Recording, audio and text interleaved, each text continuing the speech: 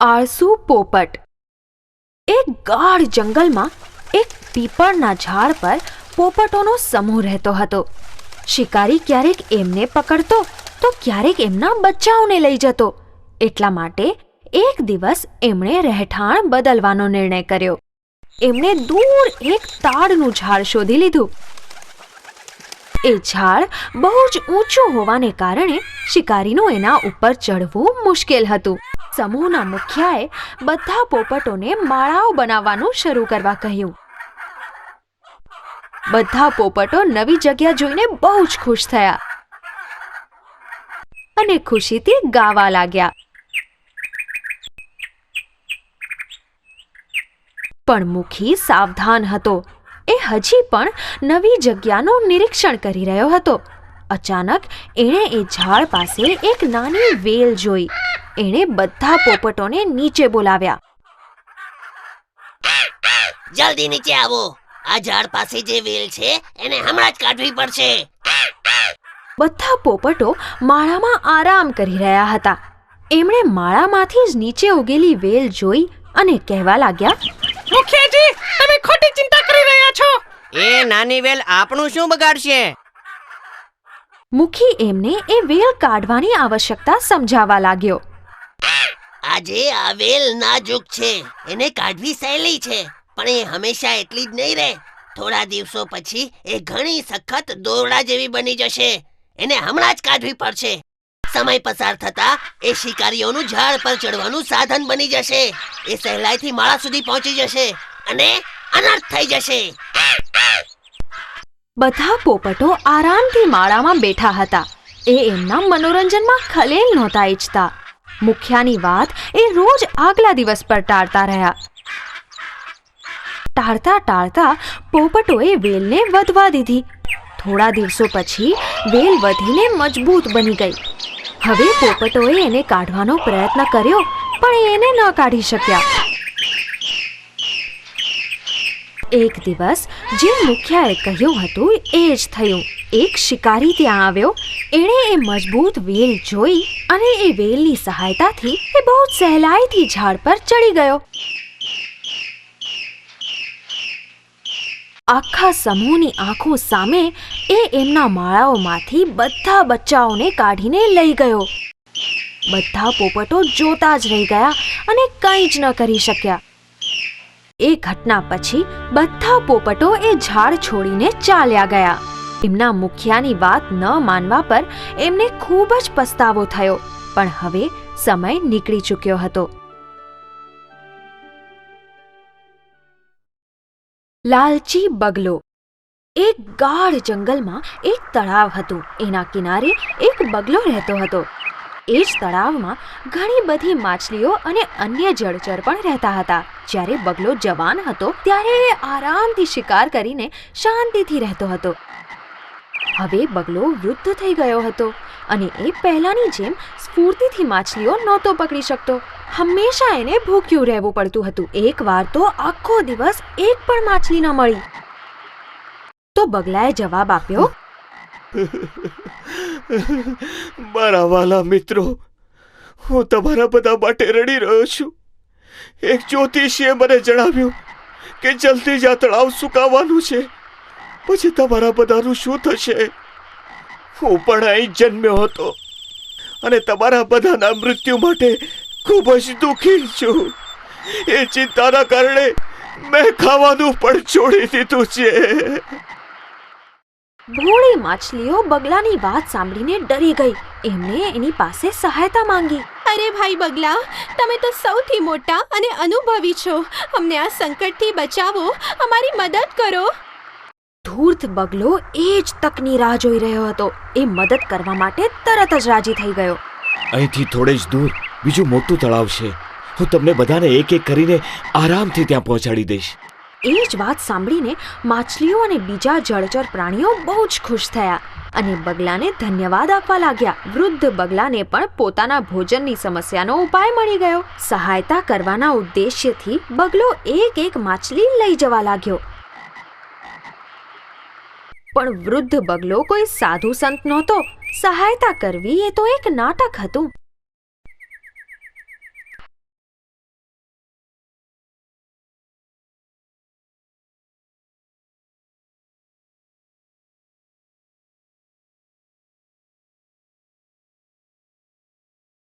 દિવસો એવી જ રીતે વીતવા લાગ્યા. જગ્યા બદલવાની ઉત્સુકતામાં દરેક દિવસે બધા જ પ્રાણી એને જલ્દીથી લઈ જવાની વિનંતી કરવા લાગ્યા. બગલાને હવે પેટ ભરીને ખાવાનું મળવા લાગ્યું અને બગલો ખુશ રહેવા લાગ્યો. એક દિવસ તળાવમાં રહેવાવાળા એક કરચલાએ બગલાને કહ્યું, હું કેટલા દિવસથી તમને લઈ જવા માટે વિનંતી કરી રહ્યો છું. તમે તો ફક્ત માછલીઓને જ લઈ જાઓ છો, પરંતુ આજે તો મારો વારો છે ને. કૃપા કરીને તમે મને તમારી પીઠ પર બેસાડીને એ તળાવ સુધી લઈ જાઓ. કરચલાને પીઠ પર બેસાડીને એ ઉડવા લાગ્યો. ચાલો આજે જરા સ્વાદ બદલી લો. એ જ માછલીઓ ઘણા દિવસથી ખાઈ રહ્યો છું. કરચલાએ પૂછ્યું, મિત્ર, એ બધી માછલીઓ નવી જગ્યા પર ખુશ તો છે ને? બગલો વિચારી રહ્યો હતો. હવે આ કરચલો પીઠ પરથી ક્યાં જશે? તળાવથી પણ દૂર આવી ગયા છીએ. ચાલો એને સાચું જ કહી દઉં. બિચારો. બગલો હસીને બોલ્યો, કેવું તળાવ મૂરખ! ત્યાં કોઈ તળાવ નથી. તું ચિંતા ન કર, બધી માછલીઓ મારા પેટમાં સુરક્ષિત છે અને હવે તું પણ મારું ભોજન બનવા માટે તૈયાર થઈ જા. બગલાની ચાલાકી કરચલો સમજી ગયો. એણે બગલાની લાંબી ડોક મરડી નાખી અને એ ધૂર્ત બગલો એ જ સમયે મરી ગયો. કરચલો પાછો તળાવ પાસે આવ્યો અને એણે બધાને બગલાના ધૂર્તપણાના વિષયમાં જણાવ્યું. બધાએ કરચલાની પ્રશંસા કરી અને એનો આભાર માન્યો. ચતુર બકરો. એક દિવસ એક ભૂખ્યું વરુ ખોરાકની શોધમાં જંગલમાં ભટકી રહ્યું હતું. એણે એક પથરાળી જમીન નજીક એક લીલાછમ ઘાસની જમીન જોઈ. ત્યાં એણે જોયું કે એક મોટો અને જાડો બકરો ઘાસ ખાઈ રહ્યો હતો. વાહ, લાગે છે ભોજનની વ્યવસ્થા થઈ ગઈ. એ ધીમેથી એની તરફ વધ્યું, પણ બકરો સાવધાન હતો. એણે વરુની તરફ જોઈને કહ્યું, અરે, તમે તો ખૂબ જ અશક્ત અને ભૂખ્યા લાગો છો. મને ખુશી થશે જો તમે મને તમારું ભોજન બનાવી લેશો. એકને બચાવવા માટે કોઈ બીજાએ તો સમર્પણ કરવું જ પડે છે ને. એ સાંભળીને વરુને આશ્ચર્ય થયું. તમે તો ખૂબ જ દયાળુ છો. પણ તમે મને ખાશો કેવી રીતે? હું તો બહુ જ મોટો છું. તમે અહીં જ તમારું મોઢું ખોલીને ઊભા રહેજો. હું પહાડ પર ચડું છું. હું ત્યાંથી દોડીને સીધો તમારા મોઢામાં ઘૂસી જઈશ. પછી તમે મને આખો ગળી જજો, ઠીક છે? મૂર્ખ વરુએ એવું જ કર્યું જેવું બકરાએ કહ્યું. એ જમીન પર ઊભો રહ્યો. ચતુર બકરો પહાડ પર ચડી ગયો. ત્યાંથી એ તેજ ગતિથી દોડવા લાગ્યો. બકરાએ વરુના માથા પર જોરથી ઘા કર્યો. વરુ બેભાન થઈને પડી ગયો અને બકરો એ તો એનો જીવ બચાવવા માટે ત્યાંથી ઝડપથી ભાગી ગયો. કબૂતર અને કીડી. એક સમયની વાત છે.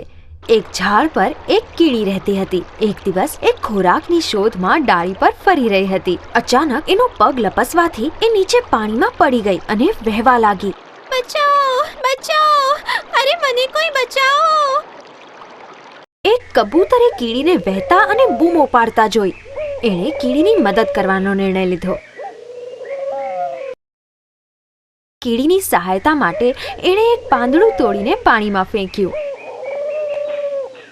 એ પાંદડા પર ચડીને એ કીડી કિનારા પર આવી ગઈ. કીડીએ જોયું કે કબૂતરે એની સહાયતા કરી છે. એ એનો આભાર માનવા માટે એ ઝાડ પર ચડી.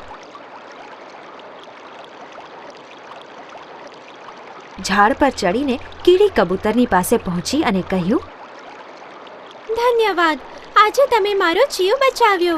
એવું ન કહો, એ તો મારું કર્તવ્ય હતું. હું તમારી આભારી છું. ભવિષ્યમાં જો તમને કોઈ મદદની જરૂર હોય તો મને જરૂર યાદ કરજો. જરૂર યાદ કરીશ. આજે હું ભગવાનનો બહુ જ આભારી છું કે એમણે મને તમારા જેવો મિત્ર આપ્યો. અને ખુશી ખુશી બંને પોતાના રસ્તે ચાલ્યા ગયા. એ બંને સાથે બધું ઠીક ચાલી રહ્યું હતું. એક દિવસ જ્યારે કીડી એનું ખાવાનું લઈને પોતાના ઘરે જઈ રહી હતી,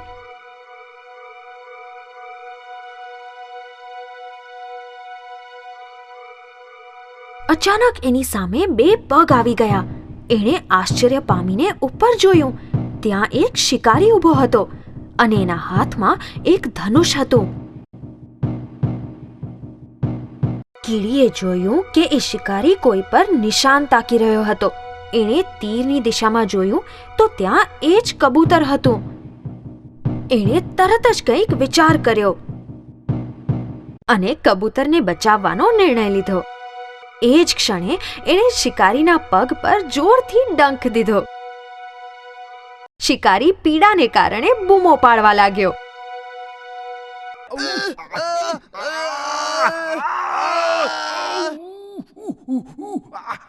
શિકારીની એકાગ્રતા ભંગ થવાને કારણે તીર ખોટી દિશામાં ચાલ્યું ગયું. કબૂતર સાવધાન થઈને ઉડી ગયું. થોડા સમય પછી કબૂતર કીડીને મળ્યું અને એણે કહ્યું, આભાર મારા મિત્ર. તો મિત્ર હોવાના સંબંધે એ મારું પણ કર્તવ્ય છે. હું પહેલા એ વિચારી રહ્યો હતો કે આટલી નાનકડી કીડી મારી શું મદદ કરી શકશે, પણ હું ખોટો હતો. આજે તે મારો જીવ બચાવ્યો. ધન્યવાદ. તે દિવસથી બંને પાક્કા મિત્રો બની ગયા અને ખુશીથી જીવન વિતાવવા લાગ્યા. વાઘ અને લક્કડખોદ. એક દિવસ શિકાર ખાતા સમયે એક વાઘના જડબામાં હાડકાનો એક ટુકડો ફસાઈ ગયો હતો. એણે એને કાઢવાનો ઘણો પ્રયત્ન કર્યો પણ એ કાઢી ન શક્યો. જ્યાં સુધી આ હાડકું નહીં નીકળે હું ખાવાનું નહીં ખાઈ શકું.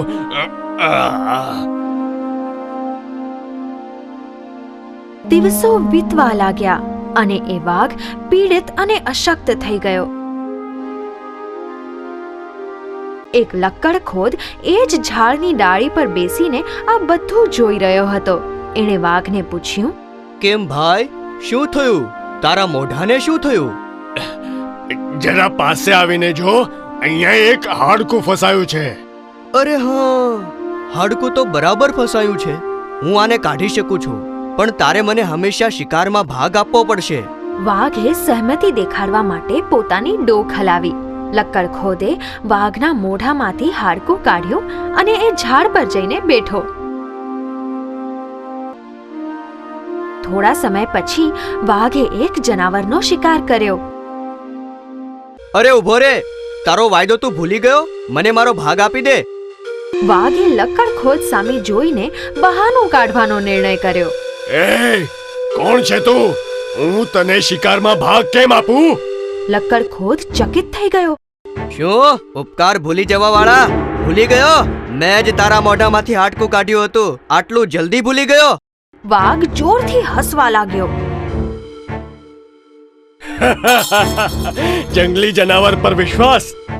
હું ઈચ્છેત તો તને સહેલાઈથી મારી શકતો હતો, પણ તારા વિષયમાં વિચાર કે હાડકું કાઢતા સમયે મેં તને માર્યો નહીં. તે મને દગો દીધો, પણ હું પણ અશક્ત નથી. નહીં ભૂલતો, મારી ચાટ પણ બહુ તીક્ષ્ણ છે.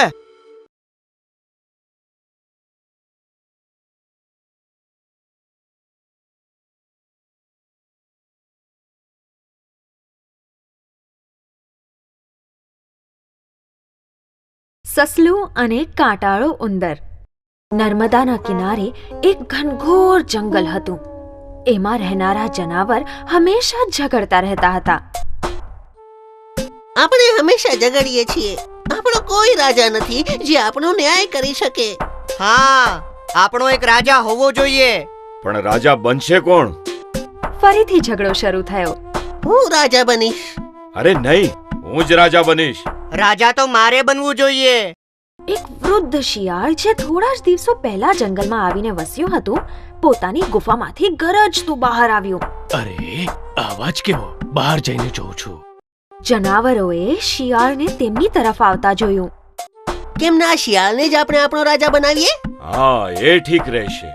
જ્યારે આ વૃદ્ધ શિયાળ એમની પાસે આવ્યું, અમને એક રાજાની જરૂર છે. શું તમે અમારા રાજા બનવાનું પસંદ કરશો? શું નસીબ છે મારું! મને વિશ્વાસ જ નથી આવી રહ્યો. લાગે છે મારા ખરાબ દિવસો પૂરા થયા. બધા જનાવર પ્રસન્ન થઈ ગયા. મહારાજ, હિંસાના વિરોધી તો અમે પણ છીએ, પણ એક ન્યાયપ્રિય રાજા જ અપરાધીને મારી શકે છે. આગલા જ દિવસે સસલા અને કાંટાળા ઉંદરની વચ્ચે ઝઘડો થઈ ગયો. આ દર મારું છે. નહીં, આ મારું છે. મેં આને સૌથી પહેલા જોયું છે. તે જોયું ઠીક છે, પણ મારા પિતાજીએ પહેલા આને બનાવડાવ્યું હતું. તારા પિતાજીએ બનાવડાવ્યું હતું તો શું થયું? એમણે આને છોડી દીધું હતું. સારું, એમ વાત છે તો આપણે રાજાની પાસે જઈએ. ચાલ. ન્યાય માંગવા માટે બંને વૃદ્ધ શિયાળની પાસે ગયા.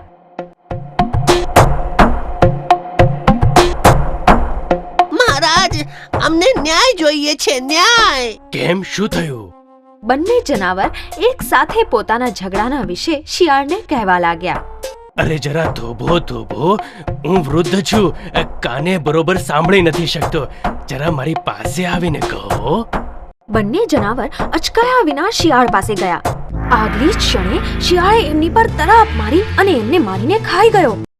હવે બધા જ જનાવરોને એક શીખ મળી ગઈ. દોસ્તો, આપણે આપણો ન્યાય પોતે જ કરવો જોઈએ. અજાણ્યા પર વિશ્વાસ કરીને આપણે ફસાઈ ગયા.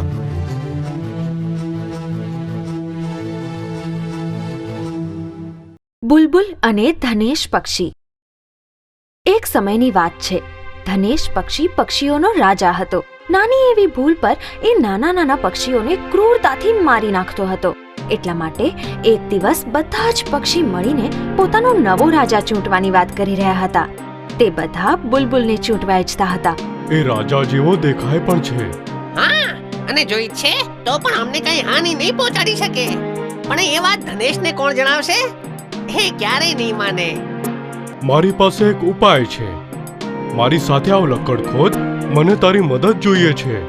થોડા સમય પછી મહારાજ, અમે બધા ઈચ્છીએ છીએ કે પરીક્ષા આપીને આપ આપનું સ્વામિત્વ સિદ્ધ કરો. તમારે એક જાડી ડાળ પર બેસીને એને તોડવી પડશે, અને જો સફળ ન થયા તો જે પણ સફળ થશે એ અમારો રાજા બની જશે. બોલો, હું કઈ ડાળ પર બેસું? પહેલી ડાળ પર. મારી સિવાય બીજું કોણ છે જે એ ડાળને તોડી શકે? ચાલો. ધનેશે તેની પૂરી શક્તિ લગાવીને ઉડાણ ભર્યું. તે જોરથી એ ડાળી પર બેઠો, પણ એ ડાળી તૂટી જ નહીં. જે પણ આ પરીક્ષામાં ભાગ લેવા ઈચ્છતા હોય એમને એટલી જ જાડી ડાળ પર બેસવું પડશે. અમારો પ્રતિયોગી બુલબુલ છે. એ ડાળ ઠીક છે? જાડી છે ને? ઠીક છે, એ ડાળ પહેલા કરતા પણ જાડી છે, અને જો બુલબુલ એ ડાળીને તોડવામાં સફળ થયો તો એ રાજા બની શકે છે. ધનેશ એ નહોતો જાણતો કે જે ડાળી પર બુલબુલ બેસવાનો હતો એને લકડખોદે પહેલાથી જ પૂરી રીતે કોતરી નાખી હતી. નાનો એવો ધક્કો એ ડાળીને તોડી શકતો હતો. જ્યારે બુલબુલ એ ડાળી પર બેઠો તો એ ડાળી તૂટી ગઈ. અરે, આ કેવી રીતે થયું? એણે એ ડાળી તોડી નાખી. ધનેશે પોતાની હાર માની લીધી અને એ ત્યાંથી ચાલ્યો ગયો. બુલબુલ પક્ષીઓનો નવો રાજા બની ગયો.